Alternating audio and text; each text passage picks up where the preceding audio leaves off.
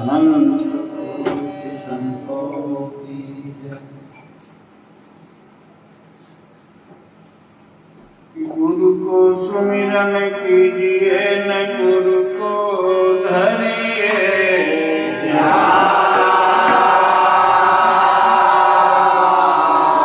गुरु की सेवा कीजिए तो मिटे सकल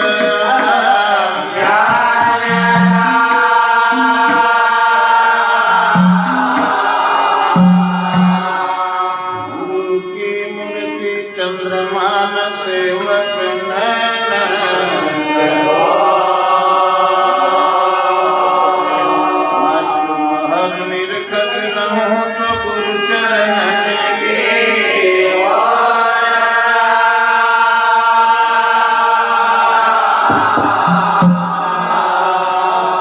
सतगुरु मिले तीनों टले न काल जाल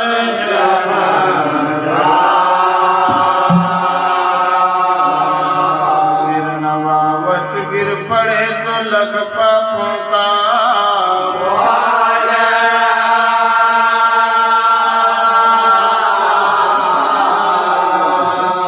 सतगुरु महाराज की जय।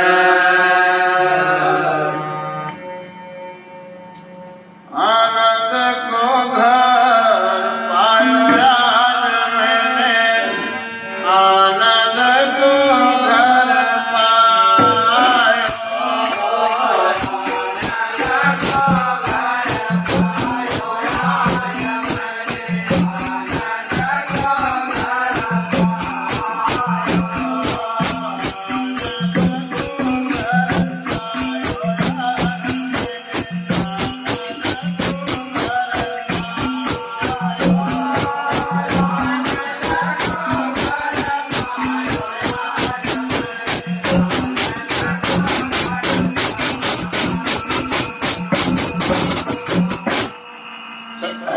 सतगुरु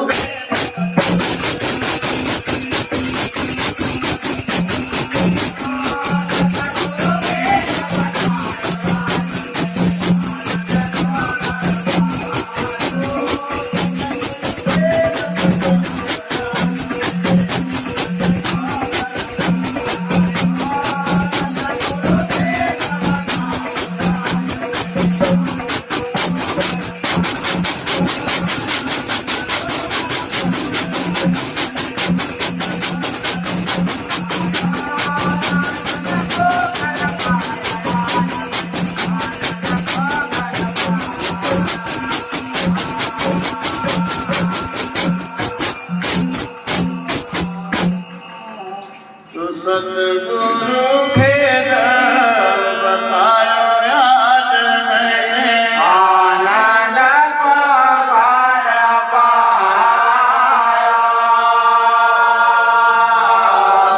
ओ लख 84 घर घर फिर के स्वांग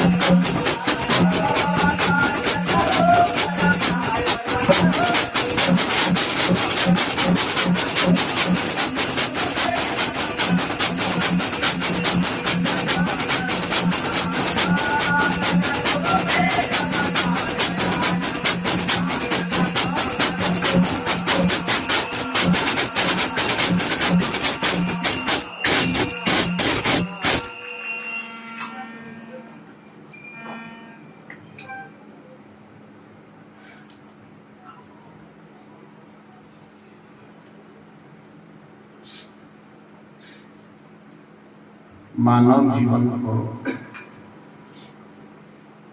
हमारे जितने भी महापुरुष हुए, वेद शास्त्र, वेदांत, गुरुवाणी, सब इस मानव जीवन की तरफ इशारा करते हैं। यह जीवन आनंद स्वरूप है। सच्चे आनंद की, निज आनंद की प्राप्ति केवल हम इसी जीवन से प्राप्त कर सकते हैं। बाकी सांसारिक आनंद वस्तु पदार्थों से प्राप्त होता है। यह आनंद इंद्रिय जन आनंद है, इंद्रियगत आनंद है। बाहर विषय से, वस्तु से, पदार्थ से, रूप से, रस से, स्पर्श से, गंध से 5 विषय संसार के अंदर हैं। वो इंद्रियगत आनंद है, इंद्रियों के द्वारा आते हैं और चले जाते हैं। कोई रूप का आनंद है, आंखें जब तक देखेगी तब तक वह आनंद की अनुभूति आंखें करती है, लेकिन वह रूप जब आंखों से ओझल होता है तो आनंद लघु हो जाता है, समाप्त हो जाता है। शब्द का आनंद, गंध का आनंद, जब तक उस विषय से जुड़े होंगे तब तक वह आनंद की अनुभूति होती है। यह इंद्रियगत आनंद है। ये बाहर से आ रहा है। हम कहते हैं आनंद बहुत आया यानी बाहर से आया था, अब नहीं, चला गया। वो विषय समाप्त हुआ, आनंद समाप्त हो गया। लेकिन महापुरुष इस आनंद के मोहताज नहीं, वो अपना आनंद, निज आनंद को प्राप्त करते हैं। इसलिए महात्मा हर मानव मात्र को चेतावनी देते हैं, यह शरीर ही आनंद का स्वरूप है। बस इसी से हम सच्चे आनंद की प्राप्ति कर सकते हैं। हमारे ब्रह्मगिर बाबा ने इनका सदा तुम आनंदे मूर्ति, तुम आनंद की मूर्ति हो। आनंद में गेप नहीं है, आनंद जाने आने वाला नहीं, सदा बने रहने वाला। सदा तुम आनंदे मूर्ति, तुम सदा पहले भी आनंद स्वरूप थे, अभी भी हो और बाद में भी रहोगे। लेकिन हमको चित्त का दोष लगा, निर्माण मोह चित्त संतोषा। चित्त को विषयों का साथ करने से, मिलावट हो जाने से हम अपनी ब्रह्मता को भूल गए, अपनी खुदी को खो दिया और हमने इस पंच तत्व से, 3 गुण से संपन्न जोड़ लिया। अष्टधा प्रकृति से शरीर का निर्माण हुआ। हम अपनी चेतन सत्ता को भूल गए और इसी शरीर को मैं मान लिया। ये जो शरीर जिस जाति में जन्मा उस जाति को पक्का कर लिया, जिन रिश्तों से जुड़ा उनको पक्का कर लिया। लेकिन ये सब बनाए गए, इससे पहले भी हम थे, ये हैं तो भी हम रहेंगे और ये मिट जाएंगे। ये शरीर मिट जाएगा तो भी आत्मा नहीं। नैनम छिद्दन्ति शस्त्राणि नैनम दहति पावक। आत्मा को न शस्त्र काट सकता है, न अग्नि जला सकती है, न जल डुबो सकता है, न हवा सुखा सकती है। आत्मा तो ईश्वर अंश है, अविनाशी है, जिसका कभी नाश नहीं होता। नाश इस शरीर का होता है, परिवर्तन इस शरीर में हो रहा है। आत्मा जस की तस है, वो जब जन्मी थी तब भी वैसी थी, आज भी वैसी है, और ये शरीर का परित्याग करेगी तब भी वैसी ही रहेगी। उसमें कोई फेरबदल नहीं होता, फेरबदल केवल इस शरीर में होता है। तो महापुरुष इस शरीर को संकेत करते हैं कि आज मैंने आनंद को घर पाया। कब? जब उस भेद को पाया। जब तक हमें इसका बोध नहीं था तब तक तो हम विषय भोग को ही आनंद समझ बैठे थे, सांसारिक संसाधनों को ही आनंद का प्रतीक मान बैठे थे।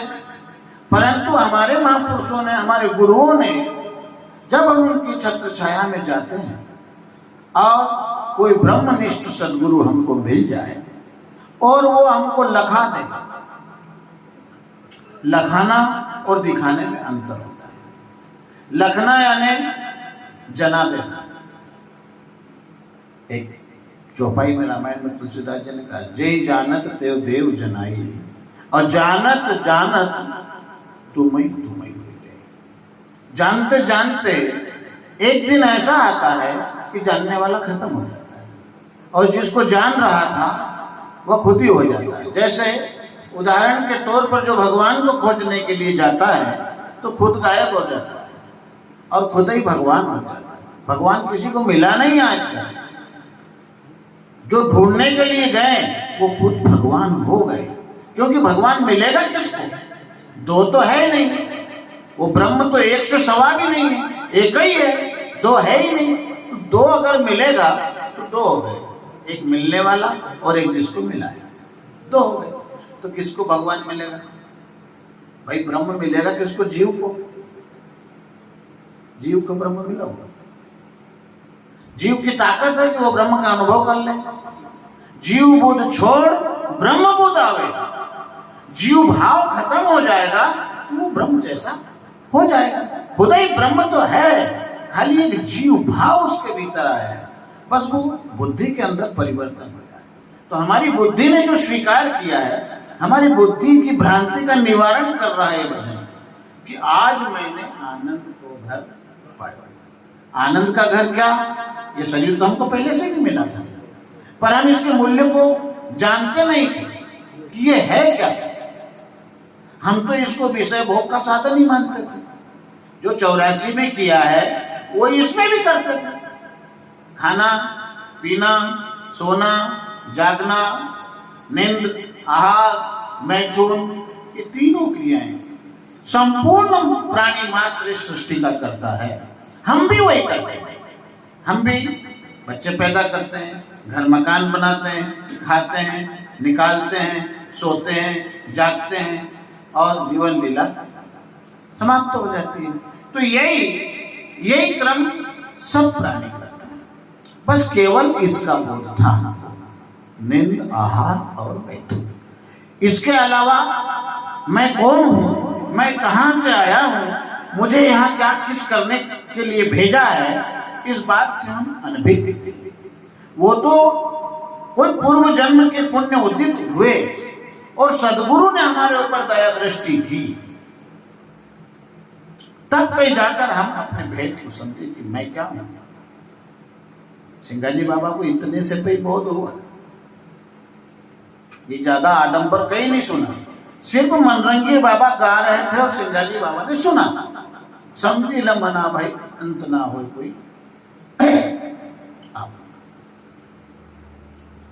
समझ ले, तू अपने आप को जानने का प्रयास कर। तू है कौन? मन क्या भला है?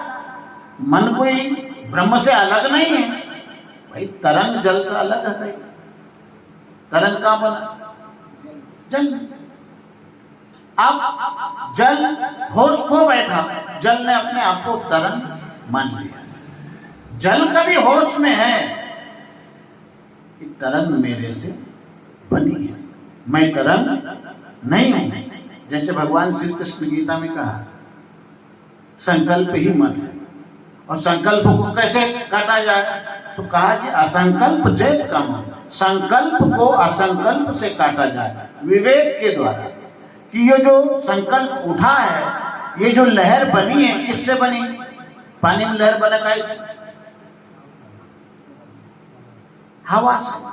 हवा का साथ जब जल को मिलता है तो जल में लहरें बन जाती है। तो बनी किससे? पानी से। क्यों बनी?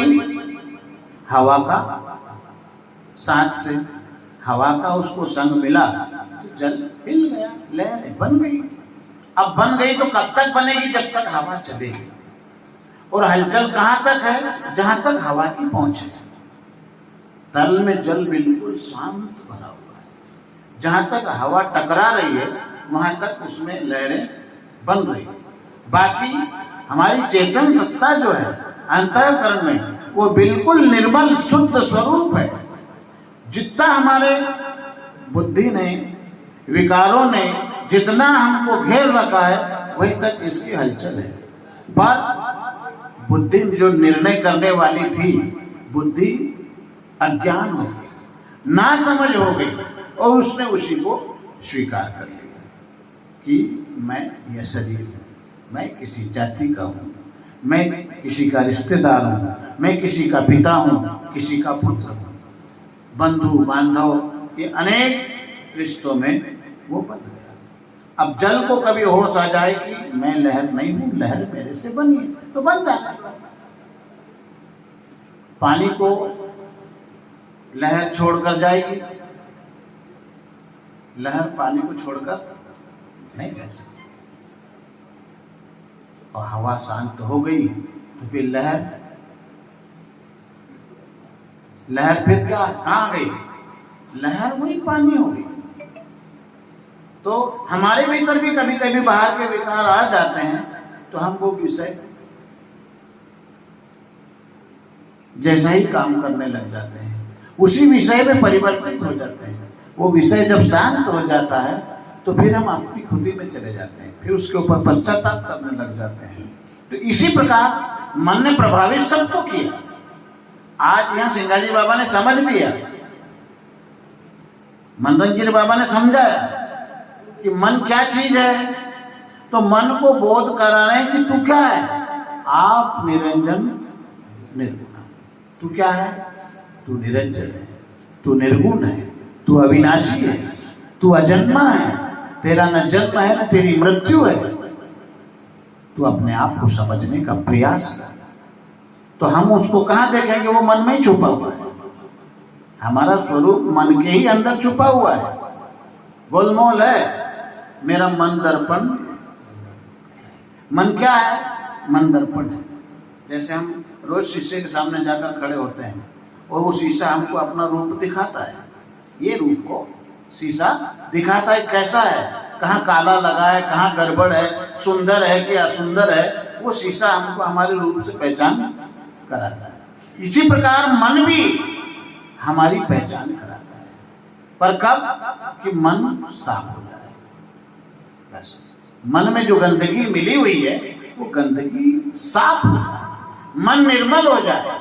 तो निर्मल मन जन मोहि पावा, वही कछु छल छिद्र कपट नहीं पावा। भगवान राम ने सबरी से यही बात कही कि सबरी, मैं ईंट चूने के मंदिर में नहीं रहता, ये तो एक प्रतीक है, पर मैं तो जिसका मन पवित्र हो जाता है गंगा जल की तरह, मैं वहां प्रकट हो जाता हूँ।